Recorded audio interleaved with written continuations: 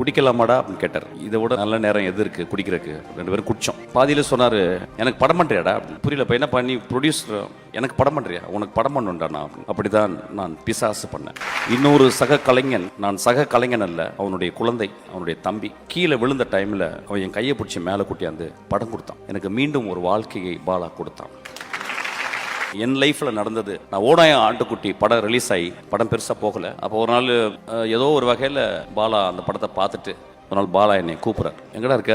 நான் வந்துகிட்டு இருக்கேன்ப்பா. படம் பார்க்கும்போது நான் போகல, ஏன்னா படம் பெருசா போகல, படம் பெருசா போக விடலை. அப்போ படம் பார்த்துட்டு வெளியே நிற்கிறார் பாலா. நான் பாலா அழுது பார்த்ததே கிடையாது. கிட்டத்தட்ட 2 கண்ணையும் தண்ணி வந்து அழுதுகிட்டே இருந்தார். என்னைய கூட்டிட்டு போறாரு.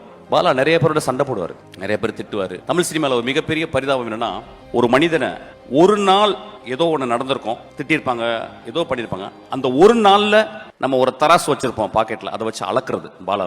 எல்லாரையும், என்னைய எல்லாருமே ஒரு நாள் அவன் ரொம்ப மோசமானவன் அப்படின்னு சொல்லிடுவாங்க. அப்படி நிறைய பேர் பாலாவை என்னைய மோசமானவன்லாம் சொல்லியிருக்காங்க, நடந்திருக்கும்.